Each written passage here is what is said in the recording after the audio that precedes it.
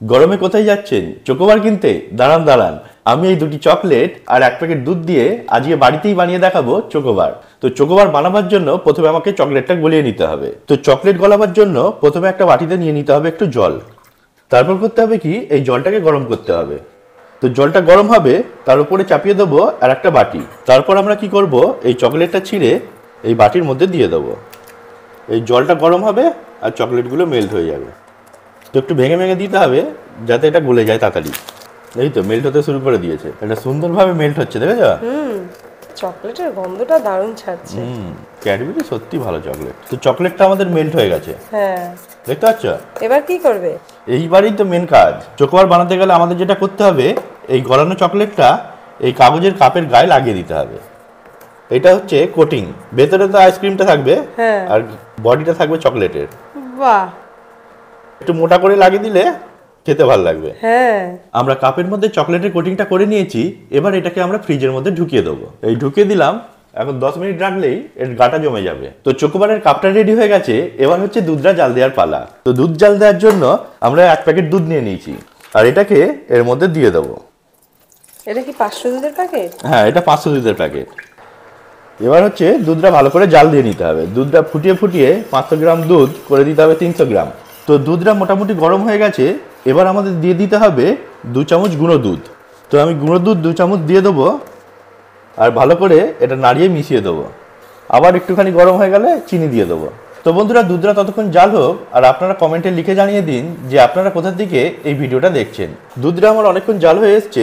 এবার আমি 2 চামচ চিনি দিয়ে দেবো। এই 1 চামচ, এই 2 চামচ। এবার কেউ বেশিও দিতে পারে, কমও দিতে পারে। যে মিষ্টি খেতে ভালোবাসে সে একটু বেশি দেবে। তো বন্ধুরা, দুধ আমাদের জাল দেওয়া হয়ে গেছে। এবার এটাকে অফ করে দেবো। প্রায় 500 গ্রাম দুধকে আমি জাল দিয়ে দিয়ে 250 গ্রাম বানিয়ে দিয়েছি, 300 থেকেও কম। খুব মোটা বানিয়েছি। এবার এটাকে ঠান্ডা করব। এবার ঠান্ডা করার পরে তারপর দেখাচ্ছি পরের প্রসেসটা কি করতে হবে। তো দুধ আমাদের একদম ঠান্ডা হয়ে গেছে। এর পরের কাজ হলো, আমরা নিয়ে নেবো কাজু বাদাম, আর এই হামুলদিস্তার মধ্যে এটা দিয়ে একটু গুঁড়ো করে নেবো। আর গুঁড়ো করে এইটা দুধের মধ্যে আমরা দিয়ে দেবো। এই যে গুঁড়ো গুঁড়ো হয়েছে, এগুলো এর মধ্যে দিয়ে দেবো। দিয়ে এইটা গুলে দেবো এরমভাবে। এবার দেখো, ফ্রিজ থেকে আমি এটা বার করে নিয়েছি, আর কাপের গায়ে চকলেটটা পুরো লেগে গেছে। এবার এর মধ্যে আমি এই মিশ্রণটা ঢেলে দেবো। দুটো ফয়েল পেপার নিয়ে নিয়েছি। এবার এটাকে মুড়ে দেবো ফয়েল পেপার দিয়ে। দুটোই আমি মুড়ে দিলাম। এরপরে হচ্ছে এই দুটোর মধ্যে একটু ফুটো করে নিতে হবে। এই ফুটো করে একটা করে কাঠি গুঁজে দিতে হবে। এই ফুটো করলাম, এই কাঠি গুঁজে দিলাম। তো আমাদের চকোবার রেডি। এবার এটাকে আমরা 6-7 ঘন্টার জন্য ফ্রিজে ঢুকিয়ে দেবো। তারপর এটাকে বার করব, আর দেখবে এটা কেমন দেখতে হয়েছে এবং এটা কেমন টেস্ট হয়েছে। তো চলো এটাকে ঢুকিয়ে দিই ফ্রিজে। তো ফ্রিজ থেকে বার করে নিয়েছি, এবার হচ্ছে টেস্ট করার পালা। তার আগে আমরা দেখে নেবো এটা কেমন জমেছে। তো প্রথমে এই কভারগুলো খুলে নেব। এবার দেখবো আইসক্রিমটা কেমন জমেছে। জিও জিও, দারুণ হয়েছে।